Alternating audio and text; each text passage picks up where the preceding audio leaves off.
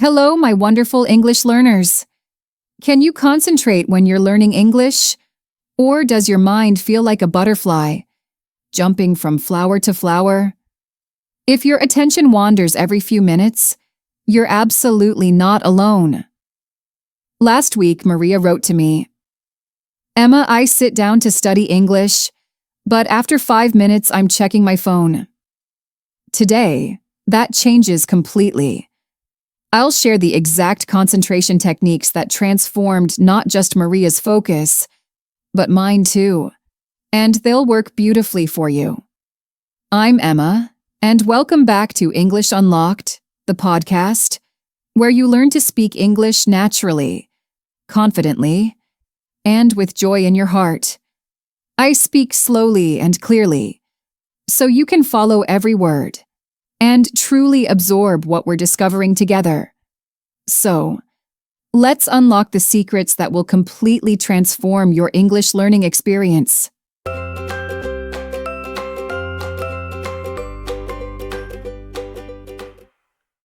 In today's episode, we're exploring something that will change your entire relationship with English learning: how to concentrate on learning English, even when life is busy, even when you feel tired, even when your phone keeps singing its siren song, trying to pull you away.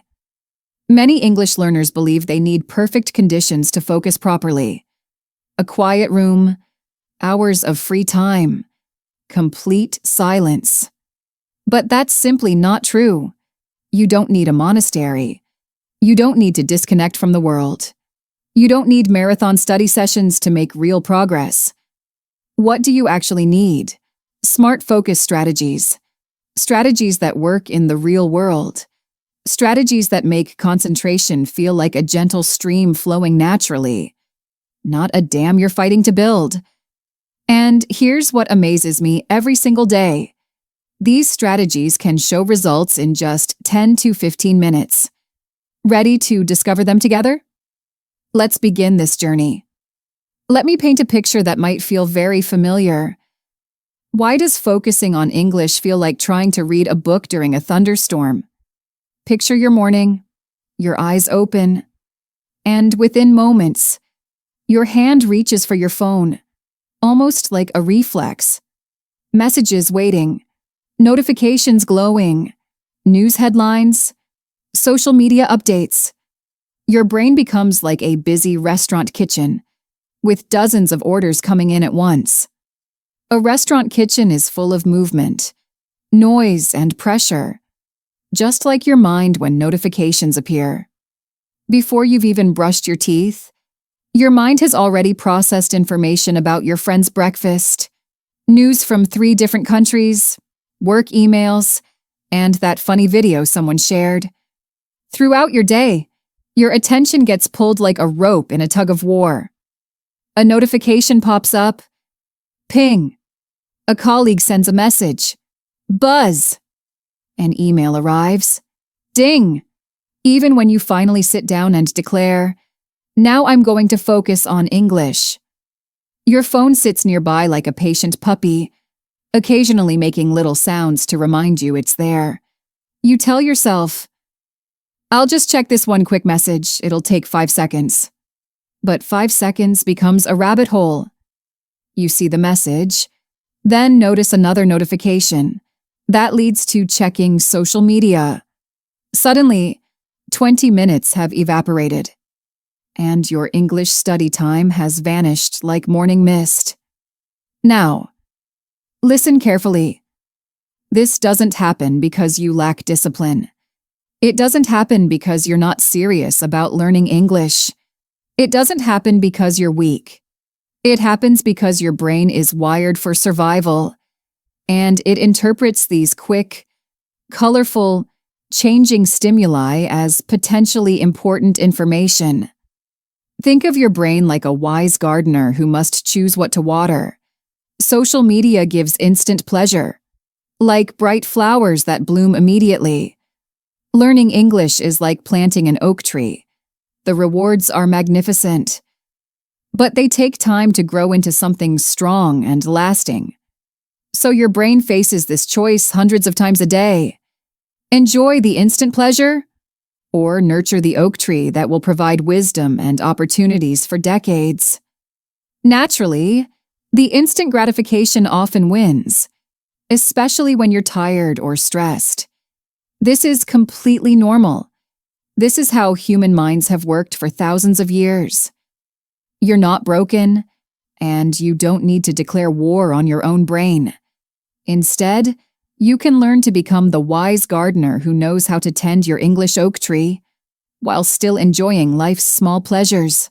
Today, I want to introduce you to two powerful types of concentration that will revolutionize your English learning.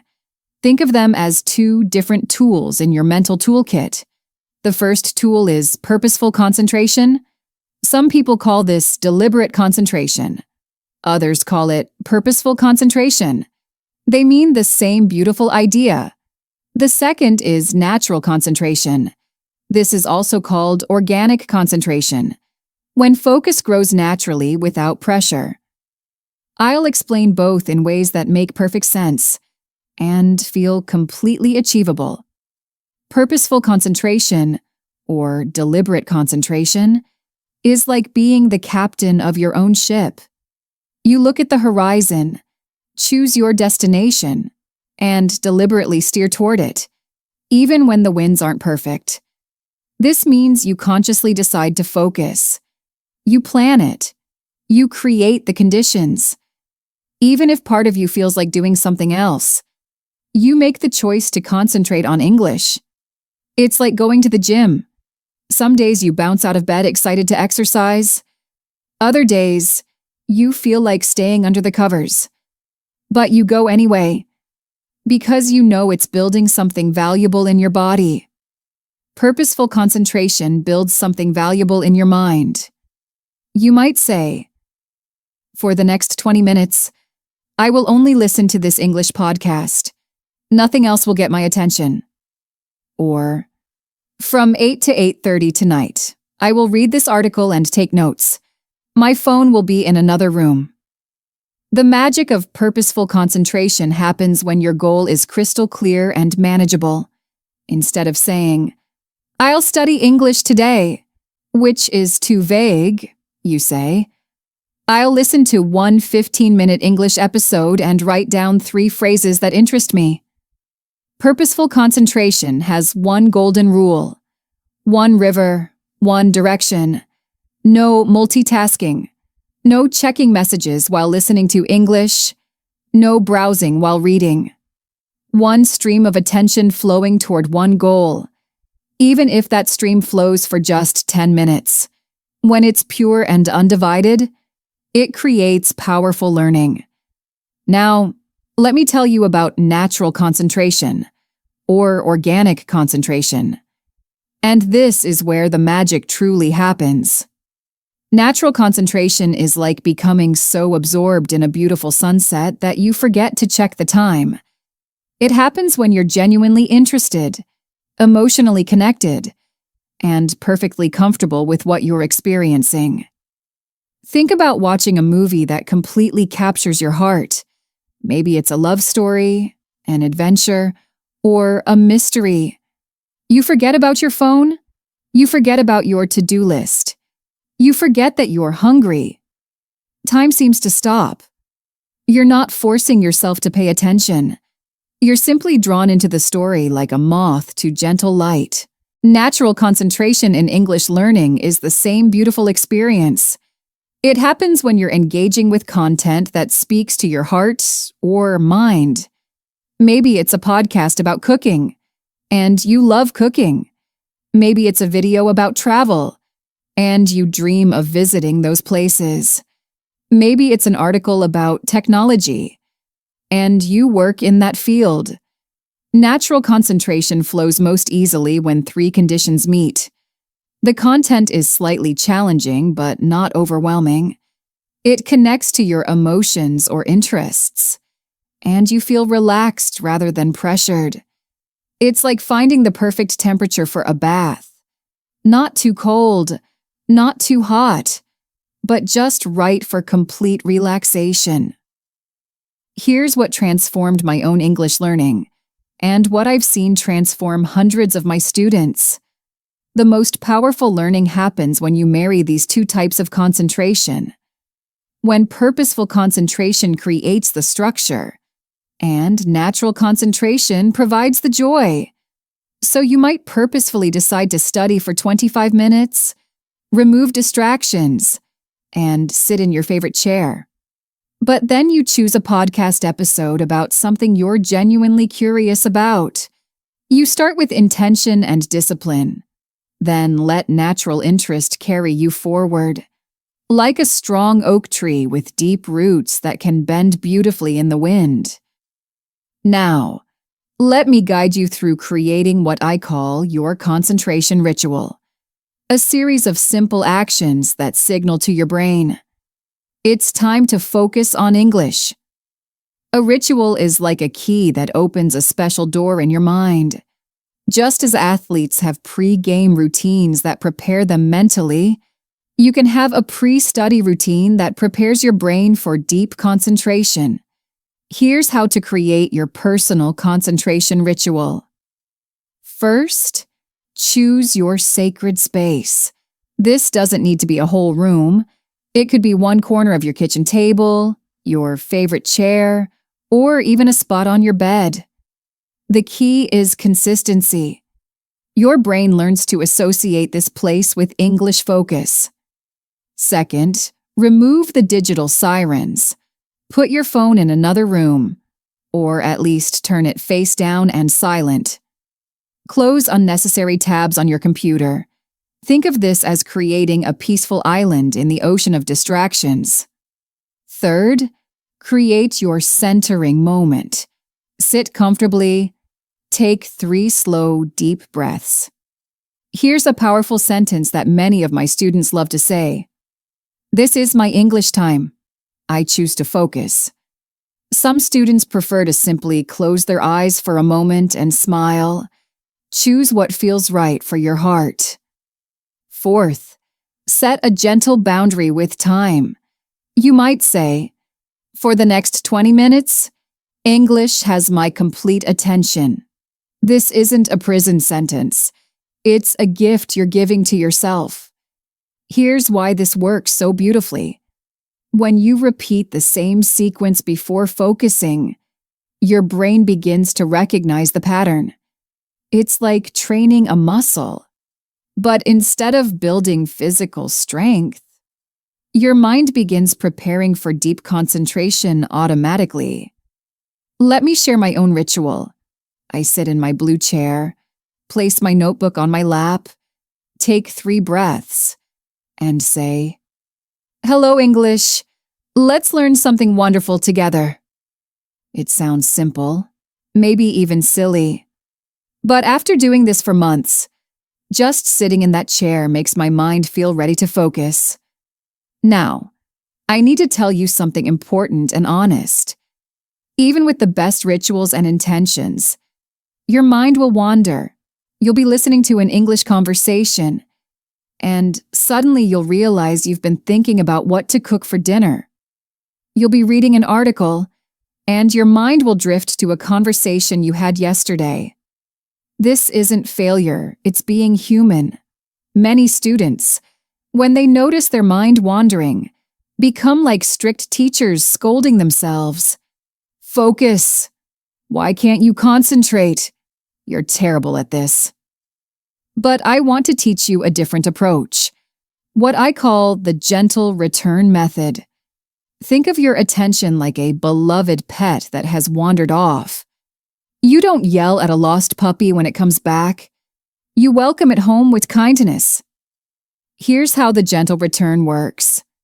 When your mind wanders, simply notice and say, "Come back, little mind."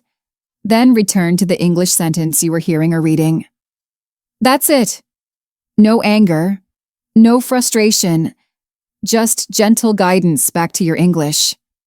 Each time you notice your mind has wandered and bring it back, you're doing successful concentration training. It's like a bicep curl for your attention span. I had a student named Carlos who used to get so frustrated with his wandering mind that he would stop studying altogether.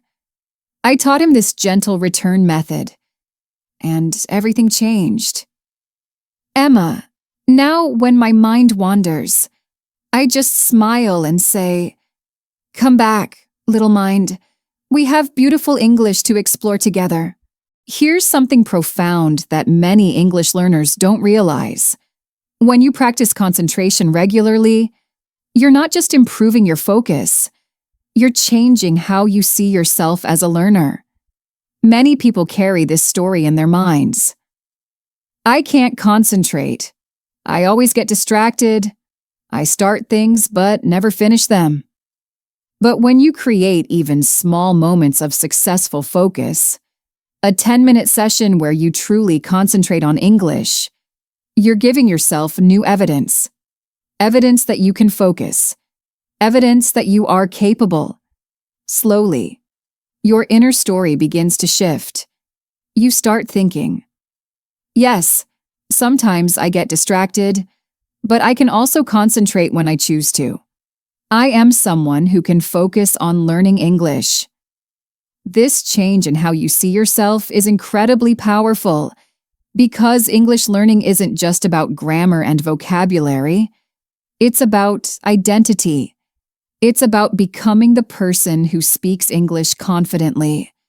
When concentration becomes part of who you are, English stops feeling like a constant struggle. It becomes a natural part of your life, like drinking water or checking the weather. Think about it like this. A musician doesn't just practice scales. They become someone who thinks musically. When you practice concentration, you become someone who can focus deeply, and that identity serves you in every area of life. So, how do you put all of this together in your daily life? Start small, like planting a seed that will grow into something beautiful. Choose one 15-minute period each day for purposeful English concentration. During this time, pick one activity, listening to a podcast, reading an article, or practicing pronunciation. Just one activity, like having a meaningful conversation with one good friend, rather than trying to talk to everyone at a party. Before you begin, do your focus ritual. Remove distractions. Sit comfortably. Take those 3 deep breaths and say, "This is my English time. I choose to focus." Choose content that interests you, something that can trigger natural concentration once you get started. If you love cooking, find an English cooking video. If you're interested in science, read an English science article. If you enjoy stories, listen to an English podcast with interesting characters. Expect your mind to wander occasionally, like expecting clouds to pass through the sky. When it does, use the gentle return method. Simply say, "Come back, little mind, and return to your English." After a week of this practice, you'll notice something wonderful. Concentrating becomes easier. Your mind learns to settle into focus more quickly, like a bird learning its favorite perch. Once 15 minutes feels comfortable, you can extend to 20 minutes, then 25. But there's no rush. Consistency matters more than duration. Better to focus deeply for 15 minutes every day than to struggle through 1 hour once a week. Some days, concentration will feel effortless, like breathing. Other days, it might feel like you're trying to catch butterflies in a windstorm. Both experiences are normal, valuable, and part of your growth. On difficult days, remember this: you're not trying to become a meditation master. You're simply training your attention to stay with English for short periods. Even if your mind wanders 10 times in 15 minutes, and you gently bring it back 10 times, you've just done 10 successful concentration exercises. Think of these challenging days like going to the gym when your muscles feel tired, The workout might feel harder, but the strengthening still happens. Your concentration muscle grows stronger every time you use it, whether it feels easy or difficult. I had a student named Anna who felt frustrated because some days her concentration was perfect, and other days it was scattered. I told her, "Anna, would you expect the weather to be identical every day? Your mind has weather too, storms and sunshine, and both help your English garden grow." As we finish today's episode, I want you to remember something important. Every moment you spend developing your concentration is an investment in your English-speaking future. You're not just learning to focus, you're building the mental strength that will serve you in every area of life. Some days, concentration will feel like a gentle river flowing naturally. Other days, it might feel like building a bridge one stone at a time. Both experiences are preparing you for English fluency. What matters is that you keep returning to practice. You keep choosing to focus. You keep believing in your ability to improve, even when progress feels invisible. I believe in your concentration abilities, not because you're perfect, but because you're here, listening, learning, and growing. That commitment alone tells me everything I need to know about your potential. When you practice these techniques, you're not just studying English. You're developing a superpower that will help you in work, relationships, and every dream you want to achieve. This is Emma from English Unlocked, the podcast. And thank you for spending this focused time with me today. If this episode helped you, tell me one thing you will try this week. I love reading your comments, and your success stories inspire other learners around the world. Come back to this episode whenever you need focus. Let's grow your concentration together. One gentle breath, one focused moment, one English sentence at a time. Keep practicing these concentration techniques. Keep believing in yourself. And remember, every focused moment brings you closer to English fluency. Until our next episode, keep concentrating, keep growing, and keep unlocking your English potential.